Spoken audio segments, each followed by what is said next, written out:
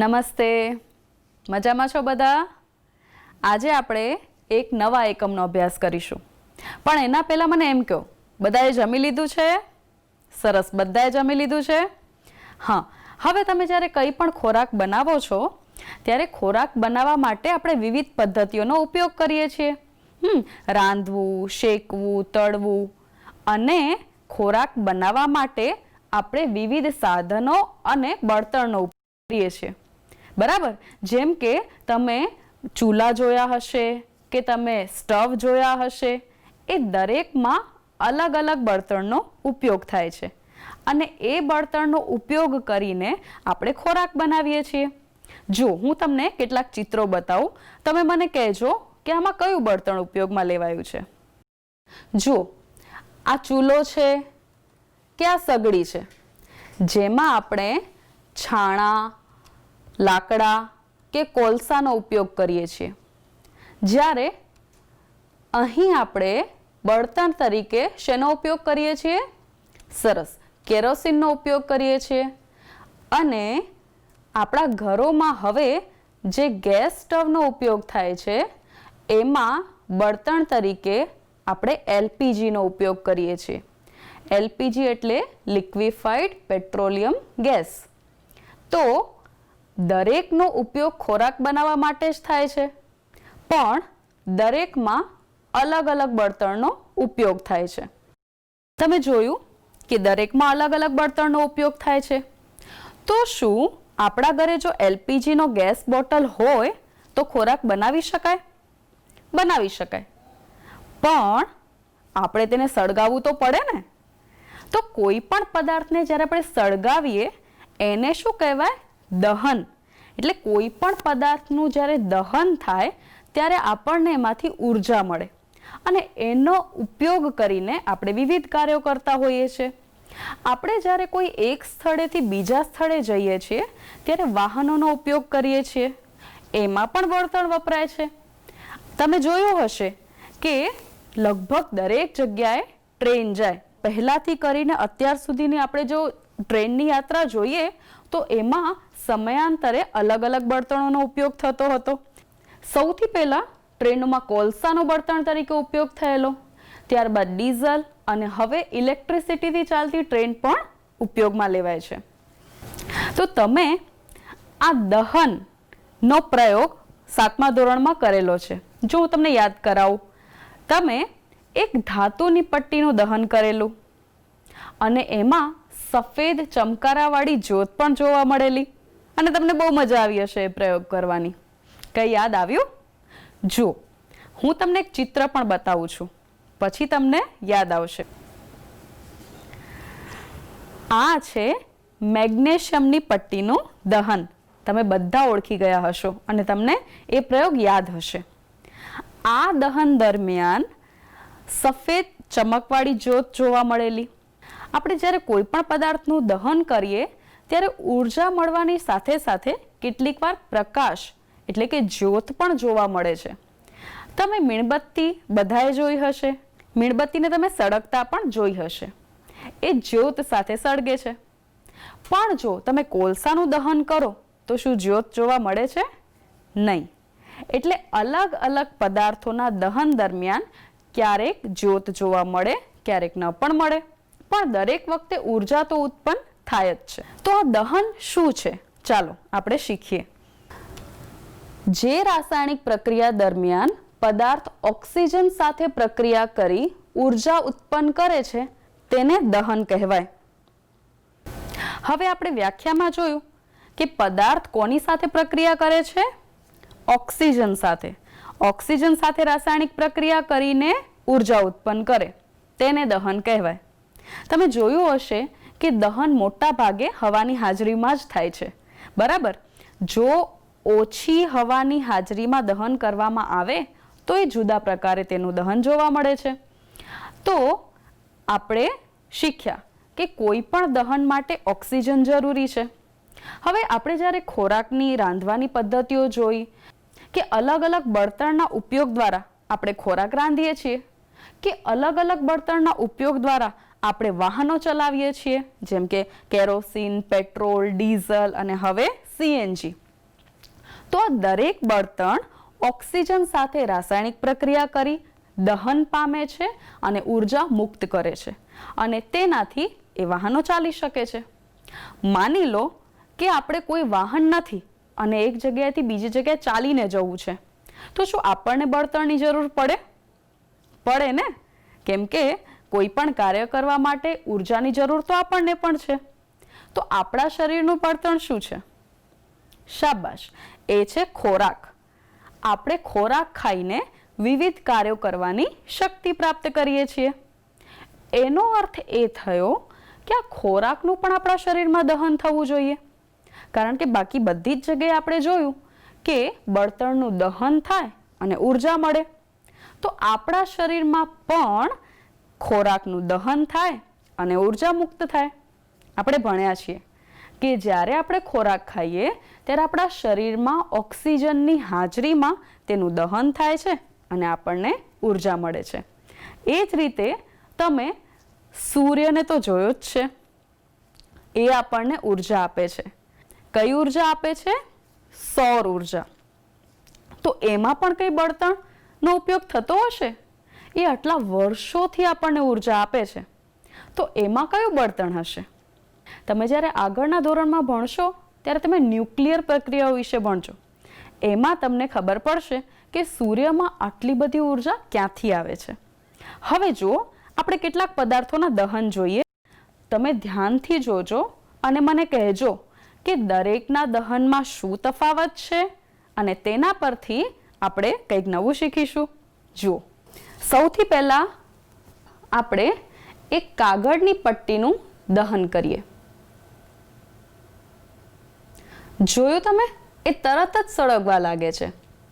હવે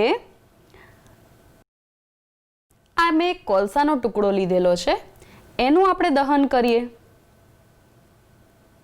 જો કાગળ તો મૂકતાની સાથે જ દહન થવાનું શરૂ થઈ ગયું હતું, પણ કોલસાને મૂકી રાખ્યા છતાં હજી સુધી તેનું દહન શરૂ થયું નથી. એટલે કે કાગળ કરતાં કોલસાને સળગતા વાર લાગે છે.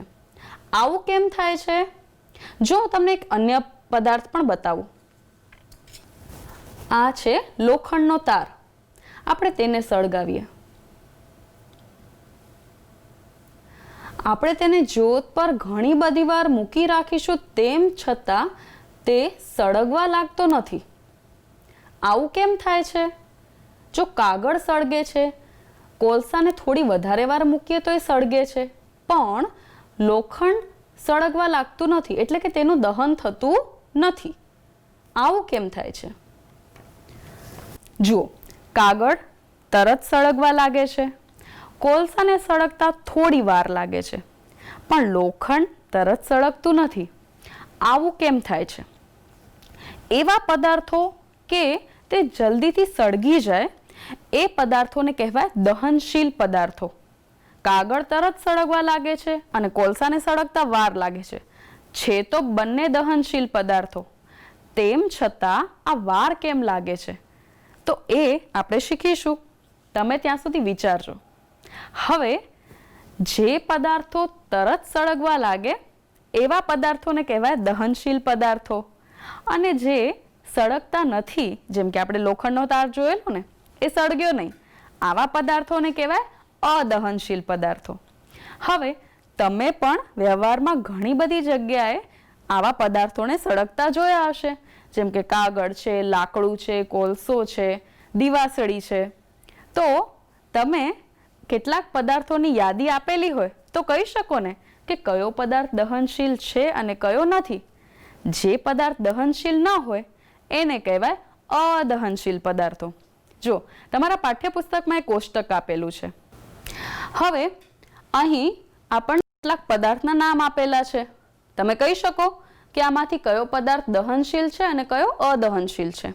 ચલો, લાકડું દહનશીલ હશે કે અદહનશીલ? સરસ, દહનશીલ પદાર્થ છે. કાગળ એ પણ દહનશીલ, આપણે હમણાં જ પ્રયોગમાં જોયું. લોખંડની ખીલી, સરસ, અદહનશીલ. કેરોસીન, કેરોસીનનું દહન થતાં તમે ક્યાં જોયું છે? સ્ટવમાં કે ચીમનીમાં તમે જોયું હશે. તો એ દહનશીલ છે. પથ્થરનો ટુકડો, તમે ક્યારે પથ્થર સળગતો જોયો છે? નહીં ને?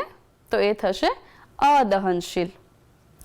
અને બાકીના કેટલાક પદાર્થો છે એ તમે વિચારીને જાતે લખજો કે દહનશીલ છે કે અદહનશીલ. હવે કેટલાક પદાર્થો એવા હશે, જેમ કે સ્ટ્રો, તમે ક્યારે કદાચ તેને સળગાવીને ન પણ જોઈ હોય તો તમે એ પ્રયોગ ઘરે કરી શકો છો. પણ હા, એક વાતનું ખાસ ધ્યાન રાખવું, જ્યારે દહનને લગતા પ્રયોગ તમે ઘરે કરો ત્યારે તમારા માતા પિતા, મોટા ભાઈ બહેન કે વડીલની હાજરીમાં જ કરશો.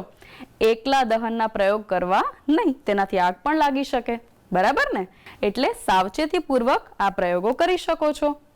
હવે આપણે જોયું કે કેટલાક પદાર્થો દહનશીલ છે, કેટલાક પદાર્થો અદહનશીલ છે. તો કોઈ પણ પદાર્થનું દહન થવા માટે એવું તો શું જરૂરી છે? આપણે કોઈ પદાર્થનું દહન થાય ત્યારે શું જરૂરી છે એ શીખીએ. હું એક પ્રયોગ તમને બતાવીશ. તમારે એ પ્રયોગને ધ્યાનથી જોવાનું છે અને ત્યાર પછી તમારે વિચારીને મને જવાબ આપવાનો છે કે અલગ અલગ પરિસ્થિતિમાં જ્યારે આપણે દહન કરીએ છીએ ત્યારે એમાં શું તફાવત આવે છે અને કેમ કોઈ પદાર્થ અમુક પરિસ્થિતિમાં સળગે છે અને અમુક પરિસ્થિતિમાં નથી સળગતો. જો સૌથી પહેલી પરિસ્થિતિમાં આપણે બંને બાજુથી ખુલ્લો બોટલ લઈએ છીએ અને તેને આ મીણબત્તી ઉપર મૂકીએ છીએ. થોડી વાર સુધી આપણે જોઈએ કે મીણબત્તીમાં કોઈ ફરક આવે છે કે નહીં. જો મીણબત્તી તે જ રીતે સળગી રહી છે, કોઈ ફરક પડ્યો નહીં. જો અહીંયા બંને બાજુથી આપણે અહીંયા બંને સ્ટેન્ડ પર મીણબત્તીને ગોઠવ્યું છે એટલે નીચેથી પણ હવા મળે છે અને ઉપરથી પણ હવા મળે છે. હવે બીજી પરિસ્થિતિમાં આપણે અહીંથી સ્ટેન્ડ કાઢી લીધા છે અને એમ જ બોટલ મૂકી રાખીએ.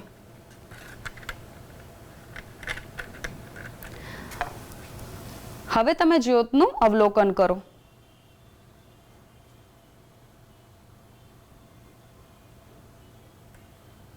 તમે જોયું કે જ્યોત થોડી હલવા લાગે છે. હવે ત્રીજી પરિસ્થિતિમાં આપણે ઉપરથી ઢાંકણું બંધ કરી દઈએ અને નીચે પણ હવા નથી મળતી. હવે આપણે તેને જો મીણબત્તી પર ગોઠવીશું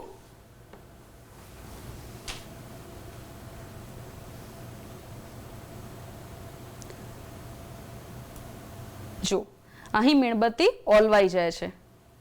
હવે આવું કેમ થયું? તમે પ્રયોગ જોયો.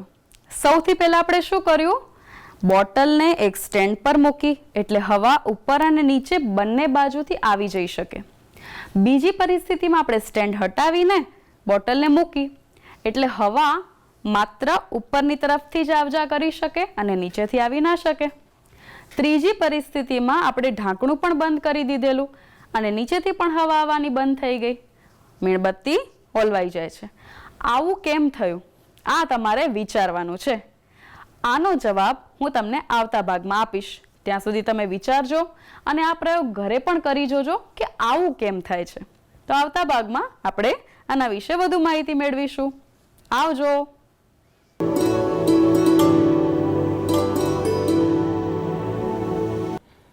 નમસ્કાર બાળ મિત્રો, કેમ છો બધા? મજામાં છો ને?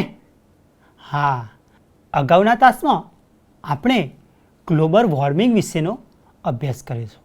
ગ્લોબલ વોર્મિંગ એટલે પૃથ્વીના વાતાવરણને ગરમ કરનારી ગ્રીન હાઉસ ઇફેક્ટ. બાળ મિત્રો, આપણે દિવસ દરમિયાન ઘણી બધી પ્રવૃત્તિઓ કરીએ છીએ, જેમ કે વાહન ચલાવવા તેમજ ઉદ્યોગો જેવી અનેક પ્રવૃત્તિઓના કારણે પૃથ્વીના વાતાવરણમાં વધારો થઈ રહ્યો છે, જેના કારણે પૃથ્વી પર ગ્લોબલ વોર્મિંગ જેવી સ્થિતિ સર્જાય છે અને એના કારણે પૃથ્વી પર ઘણી બધી સમસ્યાઓ પેદા થઈ છે અને થવાની છે. તો બાળમિત્રો, ગ્લોબલ વોર્મિંગથી થતી અસરો વિશેનો આજે આપણે અભ્યાસ કરીએ અને એવી અસરો ન થાય તે માટે આપણે કેવા પ્રયત્નો કરવા જોઈએ એના વિશેનો પણ આપણે આજે અભ્યાસ કરીશું. ગ્લોબલ વોર્મિંગની અસરો. બાળમિત્રો, વનસ્પતિની ઉત્પત્તિ, તેમની વૃદ્ધિનો સમય અને આયુષ્યમાં ફેરફારો આવી રહ્યા છે. આ છે ગરમી વધવાનું કારણ. બાળમિત્રો, તમે ચકલી ક્યારેક જોઈએ છે? અત્યારે ચકલી ક્યાંક જ જોવા મળે છે. ગીધનું પણ એવું છે. તો પક્ષીઓની અમુક જાતિઓ લુપ્ત થઈ રહી છે. હિમાલયની 2000 હિમનદીઓ પીગળી ગઈ છે. એટલે કે ગરમીના કારણે બરફ પીગળી રહ્યો છે અને એ નદીઓમાં પાણીનો વધારો થયો છે.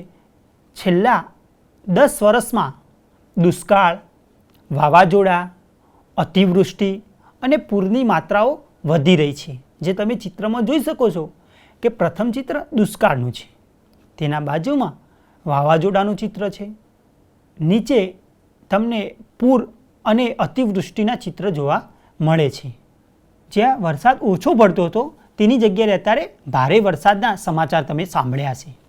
અને ચેરાપુંજી એટલે કે સૌથી વધુ વરસાદ પડતું સ્થળ, અત્યારે ગ્લોબલ વોર્મિંગના કારણે ત્યાં અનાવૃષ્ટિ જેવી પણ સ્થિતિ સર્જાઈ છે. ખેતીમાં કઠોળનું ઉત્પાદન ઓછું થઈ ગયું છે. જમીનમાં પાણીનું સ્તર ઘટી રહ્યું છે, જેના કારણે પાણીની અનેક સમસ્યાઓ ઉત્પન્ન થઈ છે. હિમનદી પીગળવાથી સમુદ્ર જળસ્તર વૃદ્ધિ થઈ રહી છે. સમુદ્ર કાંઠાનું ધોવાણનું સ્તર વધી રહ્યું છે. તાપમાન વધતા મનુષ્યો ડિહાઇડ્રેશન અને કુપોષણનો શિકાર બનશે. બાળમિત્રો, તમે પણ ગરમીમાં ક્યાંક બહાર નીકળ્યા હશો તો તમને પણ આવો ચક્કર આવવા અથવા તો પાણીની ખૂબ એવી તરસ લાગી હોય તો આવો ડિહાઇડ્રેશનનો તમને અનુભવ થતો હોય છે. તો આ તાપમાન વધતા મનુષ્યમાં ડિહાઇડ્રેશન અને ક્યાંક કુપોષણના શિકાર પણ બનતા જોવા મળશે. ઋતુચક્રમાં પરિવર્તન આવી જશે. શિયાળા અને ઉનાળાની ઋતુઓની લાક્ષણિકતાઓ બદલાશે. આમ બાળમિત્રો, તમને પણ દિવસ દરમિયાન ક્યારેક સવારે ઠંડી લાગે, બપોરે બહુ ગરમી લાગે અને ક્યારેક સાંજે વરસાદ પણ આવે એવી સ્થિતિ પણ સર્જાઈ હશે. તો આ ગરમીનું કારણ છે, ગ્લોબલ વોર્મિંગનું કારણ છે. ગુજરાતની દરિયાઈ સપાટી 25 સેમી જેટલી વધતા જમીનની ખારાશ વધશે. એટલે કે દરિયાનું પાણી ખારું છે અને ખારું પાણીનું પ્રમાણ વધે એટલે જમીન ઉપર આવે અને એ જમીન પણ ખારી થઈ જાય. જમીનમાં પણ ખારાશ વધશે. ખેત ઉત્પાદનમાં સતત ઘટાડો નોંધાઈ રહ્યો છે. Cholera, dengue, malaria, yellow fever, swine flu વગેરે રોગોનું પ્રમાણ વધી રહ્યું છે. માલદીવ, બાંગ્લાદેશ, ફિલિપાઇન્સ ટાપુઓ, વેસ્ટ ઇન્ડિઝ ટાપુઓ અને ઓસ્ટ્રેલિયા ખંડના કિનારાના વિસ્તારો ડૂબમાં જશે. એટલે કે દરિયાનું પાણી વધી રહ્યું છે, જેના કારણે આ જે ટાપુઓ છે એ ડૂબમાં જવાના શક્યતાઓ રહેલી છે. ગ્રીનપીસ સંસ્થા અને આ સંસ્થા મુજબ ઈસવીસન 2006માં ગુજરાતમાં વસતા આશરે 55 લાખ લોકોને સ્થળાંતર કરવું પડશે. એટલે કે ગુજરાત રાજ્ય એ દરિયા કિનારે છે અને દરિયા કિનારે પાણીનું પ્રમાણ જમીન ઉપર આવશે, જેના કારણે લોકોને સ્થળાંતર કરવું પડશે. એટલે કે પોતાની જગ્યા બદલવી પડશે. વૈશ્વિક તાપમાનના વધારાના લીધે ફૂલો ખુશ્બુ ગુમાવી રહ્યા છે. બાળમિત્રો, તમે મધપૂડા જોયા હશે અને અત્યારે તો મધપૂડા જંગલમાં જોવા મળે છે. કેમ કે ગરમીના કારણે મધપૂડા હવે નામશેષ થઈ રહ્યા છે. ગ્લોબલ વોર્મિંગના કારણે અનેક સમસ્યાઓ ઉત્પન્ન થઈ છે અને તાપમાનમાં વધારો આપણી ઘણી બધી પ્રવૃત્તિઓના કારણે થઈ રહ્યો છે. પૃથ્વી પર તાપમાન વધારતા પરિબળો, જેમાં તમે એસી, ફ્રીજ અને કારખાનાનો ધુમાડો તેમજ વાહનોના ધુમાડાના કારણે પૃથ્વી પર તાપમાન વધી રહ્યું છે. બાળમિત્રો, તાપમાન વધી રહ્યું છે તો તેને ઓછું કરવા માટે શું કરીશું? તો તેના માટે છે બિનપરંપરાગત ઉર્જા સ્ત્રોતોનો ઉપયોગ કરવો, જેમાં સૌર ઉર્જા. બાળમિત્રો, તમે સોલર પાર્ક જે આવેલો હોય તેનો તમે પ્રવાસ પણ કર્યો હશે. ન કર્યો હોય તો સોલર પાર્કનો પ્રવાસ કરજો. પવન ઉર્જા એટલે કે પવનચક્કી દ્વારા પવન ઉર્જા ઉત્પન્ન થાય છે. બાયોગેસ પ્લાન્ટ અને ભરતી ઓટ ઉર્જા વગેરે ઉર્જાઓ બિનપરંપરાગત ઉર્જા સ્ત્રોત. બાળમિત્રો, આપણે બિનપરંપરાગત ઉર્જા સ્ત્રોતના સાધનોનો ઉપયોગ કરી અને પર્યાવરણ બચાવવા માટેનું આપણે સારું પગલું ભરી શકીએ અને વાતાવરણમાં ગરમીનું પ્રમાણ ઓછું કરી શકીએ. તો આ માટે આપણે આવા બિનપરંપરાગત ઉર્જા સ્ત્રોતોનો ઉપયોગ કરીશું.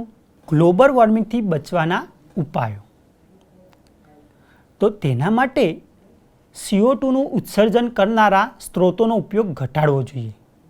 એટલે કે જે સાધનો અથવા તો કારખાનાના લીધે CO2નું પ્રમાણ એટલે કે કાર્બન ડાયોક્સાઇડનું પ્રમાણ વધી રહ્યું છે તે ઓછું કરવું જોઈએ. વૃક્ષારોપણ કરવું, વૃક્ષોનું જતન કરવું અને જંગલો કાપવા ન જોઈએ. વૃક્ષો વાવવાથી કાર્બન ઓછો થાય છે.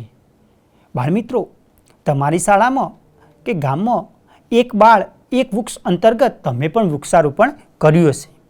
અમુક શાળામાં તો બાળકો અને શિક્ષકો પોતાના જન્મદિવસે એક વૃક્ષ વાવીને જન્મદિવસની ઉજવણી કરે છે. તો આપણે પણ આ રીતે સારા પ્રસંગો એક વૃક્ષ વાવીને ઉજવી શકીએ. પોલિથીન બેગનો ઉપયોગ ટાળવો જોઈએ. એના માટે આપણે કાગળની બેગનો ઉપયોગ કરવો. ખાતર અને જંતુનાશક દવાઓનો વિવેકપૂર્ણ ઉપયોગ કરવો જોઈએ. સમુદ્રમાં લોહ કણોનો છંટકાવ કરવો, જેથી પ્લેન્કટન નામના તરલ જીવોનો વિકાસ થાય અને તે પ્રકાશ સંશ્લેષણની ક્રિયા માટે કાર્બન ડાયોક્સાઇડનો ઉપયોગ કરતા હોવાથી ગ્લોબલ વોર્મિંગથી બચાવે છે. સજીવ ખેતી અપનાવી, એટલે કે લીલો પડવાશ અને સાણિયું ખાતર વાપરવું જોઈએ. પશુઓના ખોરાકમાં બાયોટિક ભેળવવા. બાયોટિક ભેળવવાથી પશુઓના જઠરમાં મિથેન પેદા કરતા બેક્ટેરિયા અંકુશમાં રહે છે. ઘરમાં ઉપયોગી સાધનોનો વિવેકપૂર્ણ ઉપયોગ કરવો જોઈએ. પરિવહનના સાધનોનો વિવેકપૂર્ણ ઉપયોગ કરવો જોઈએ. વસ્તી વૃદ્ધિ અટકાવવી જોઈએ. વીજળીની બચત માટે હવા ઉજાસ કુદરતી રીતે પ્રાપ્ત બને તેવી વ્યવસ્થા કરવી જોઈએ. ઇકો ફ્રેન્ડલી કાગળનો વપરાશ વધારવો જોઈએ. એટલે કે પર્યાવરણને બચાવતા હોય એવા કાગળ વાપરવા જોઈએ. ઘરની આજુબાજુ છોડ અને વૃક્ષોનો ઉછેર કરવો. કુદરતી સંપત્તિનો વિવેકપૂર્ણ ઉપયોગ કરવો અને પેટ્રોલિયમ પેદાશોનો વિવેકપૂર્ણ ઉપયોગ કરવો જોઈએ. પાણીનો કરકસર ભર્યો ઉપયોગ કરવો જોઈએ. એટલે કે બાળમિત્રો, ક્યાંક નળમાંથી પાણી વહી જતું હોય તો આપણે નળ બંધ કરી દેવો અથવા તો નળ રિપેર કરવા જેવો હોય તો એને રિપેર પણ કરાવવો. આ રીતે આપણે પાણીને બચાવી શકીએ. વરસાદી પાણીનો સંગ્રહ કરવો. બાળમિત્રો, ચિત્રમાં તમે જોઈ શકો છો કે વરસાદનું જે પાણી આવે છે એનો સંગ્રહ કરવા માટે ભૂગર્ભ ટાંકા યોજના દ્વારા આપણે પાણીનો સંગ્રહ કરીએ અને વર્ષ દરમિયાન એ પાણીનો આપણે ઉપયોગ પણ કરી શકીએ. તો આ રીતે વરસાદી પાણીનો સંગ્રહ કરી શકાય છે. બાળમિત્રો, તમે આવી CNG ગાડી તો જોઈ હશે. તો આ CNG ગેસનો વપરાશ આપણે વધારવો જોઈએ. બાળમિત્રો, વિચારો કે તાપમાનમાં થતી વૃદ્ધિની અસરથી બચવા આપણા રહેઠાણ કેવા હોવા જોઈએ, જેથી આપણા વિસ્તારમાં તાપમાનનું પ્રમાણ ઘટે. અને આ વિચારનો જવાબ તમારે તમારી નોટબુકમાં લખવાનો છે. બાળમિત્રો, તમને અહીંયા કાગળની ફેક્ટરીનું ચિત્ર જોવા મળે છે. તો 1 ટન કાગળ બનાવવા માટે 4400 કિલોવોટ વીજળીની જરૂર પડે, 30,000 લીટર પાણીની જરૂરિયાત પડે અને 11 વૃક્ષોના લાકડાનો માવાની જરૂરિયાત પડતી હોય છે. પર્યાવરણને નુકસાન ન થાય અને પર્યાવરણને બચાવવા માટે વિશ્વના અનેક દેશોમાં વિવિધ સંમેલનો થયા છે અને પર્યાવરણને બચાવવા માટેના પ્રયત્નો કરવામાં આવ્યા છે અને નિયમો પણ બનાવવામાં આવ્યા છે. પર્યાવરણને બચાવવા વૈશ્વિક નીતિ અપનાવવામાં આવી છે. માનવી પોતાની પ્રવૃત્તિઓથી પર્યાવરણનો વિનાશ કરી રહ્યો છે એવું વિશ્વ સમજાતા ઈસવીસન 1972માં સ્ટોકહોમ ખાતે પર્યાવરણને બચાવવા માટે એક બેઠક મળી હતી. ત્યારબાદ રિયો ડી જાનેરો ખાતે પૃથ્વી સંમેલન મળ્યું હતું. ગ્લોબલ વોર્મિંગ સંદર્ભે વિશ્વ સ્તરે ડિસેમ્બર માસમાં 2009ની સાલમાં ડેનમાર્કની રાજધાની કોપનહેગનમાં એક બેઠક મળી હતી. એમાં એવું નક્કી કરવામાં આવ્યું હતું કે વિકસિત રાષ્ટ્રો કાર્બન કટ એટલે કે ગ્રીન હાઉસને અસર કરતા વાયુઓ ઉત્સર્જન ઘટાડવાની નીતિ એટલે કે કાર્બન કટ સ્વીકારતા નથી અને વિકાસશીલ રાષ્ટ્રો ગ્રીન હાઉસને અસર કરતા વાયુ ઉત્સર્જન ઘટાડવા માટે દબાણ કરી રહ્યા છે. વિકાસશીલ દેશોના વિકાસ માટે $100 અબજ સહાય આપવી એવું નક્કી કરવામાં આવ્યું હતું. આ બેઠકમાં 45 દેશના 59 જેટલા સંશોધન પેપર્સ દ્વારા વિશ્વના નેતાઓને બદલાતી આબોહવા માટે ગંભીરપણે વિચાર કરતા કરવામાં આવ્યા છે. વિશ્વનો પ્રત્યેક નાગરિક 4.5 મેટ્રિક ટન કાર્બન છોડે છે.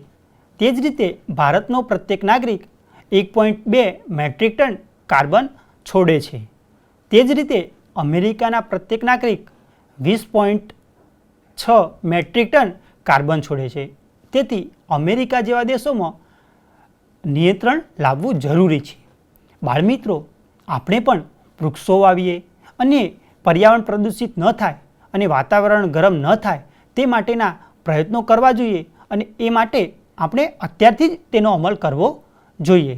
તો બાળમિત્રો, આપણે નવી વાત સાથે ફરીવાર મળીશું. આવજો. આભાર.